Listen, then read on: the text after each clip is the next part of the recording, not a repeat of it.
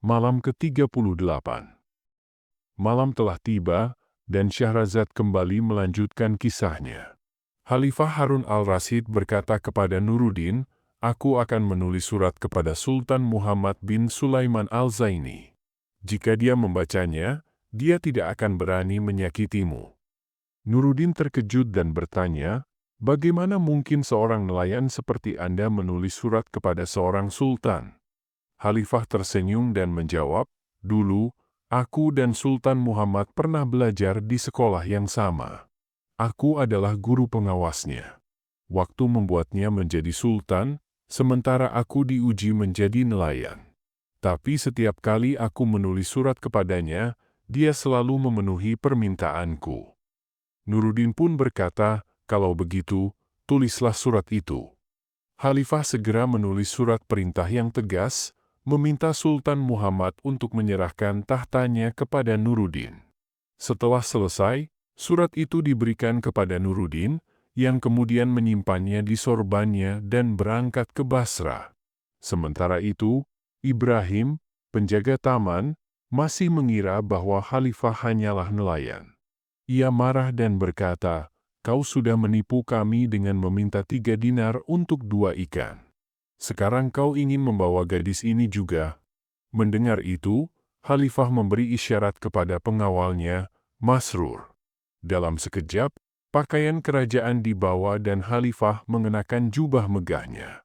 Ibrahim terkejut, menyadari kesalahannya, lalu bersimpuh dan memohon ampun.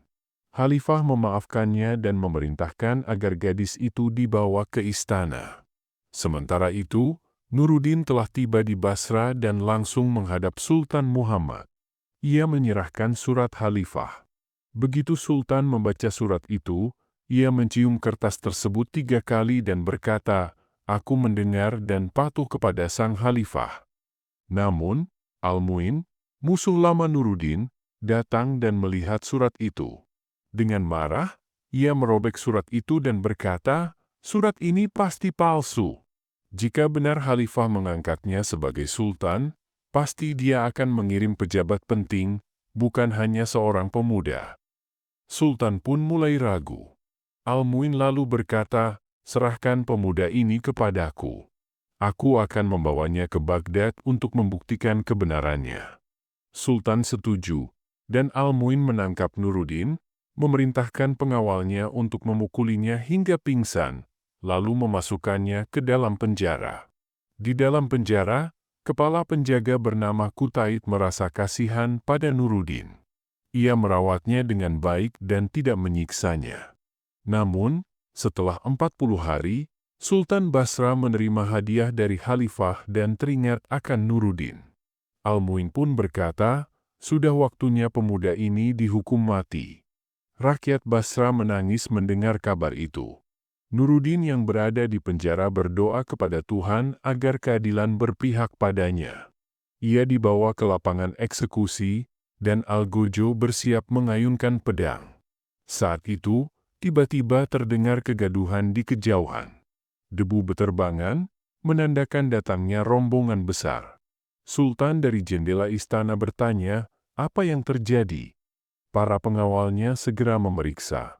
Ternyata, itu adalah Ja'far, wazir Khalifah, yang dikirim untuk menyelamatkan Nuruddin.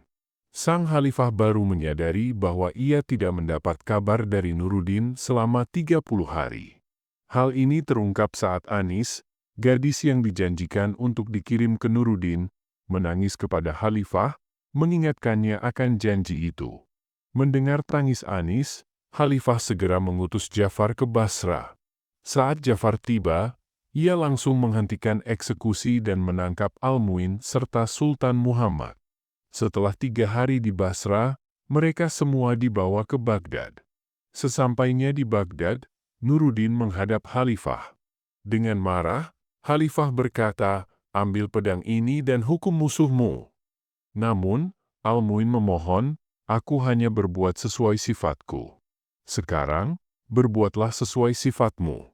Nuruddin yang berhati lembut melemparkan pedangnya dan berkata, "Kata-katanya meluluhkan hatiku." Khalifah tetap memerintahkan eksekusi Al-Mu'in.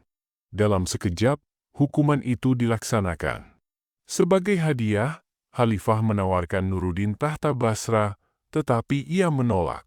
"Tuan, kebahagiaanku adalah melayani Anda dan melihat wajah Anda setiap hari." Khalifah tersentuh dan memberkahi pernikahan Nuruddin dengan Anis. Mereka hidup bahagia di Baghdad, menikmati kehidupan penuh kedamaian hingga ajal menjemputnya. Demikian kisah Nuruddin yang penuh keajaiban, kata Syahrazad, tapi kisah tidak lebih luar biasa daripada kisah pedagang dan putra-putrinya. "Bagaimana itu?" tanya raja. "Saya mendengar, wahai raja yang baik, bahwa ada seorang pedagang kaya yang memiliki seorang putra yang tampan dengan lidah yang fasih bernama Ghanim bin Ayub yang dikenal sebagai budak cinta yang akalnya telah dicuri. Ghanim memiliki seorang saudara perempuan bernama Fitnah yang kecantikannya luar biasa. Ketika ayah mereka meninggal, ia mewariskan kekayaan yang besar. Karena pagi telah tiba, maka Syahrazad menghentikan ceritanya.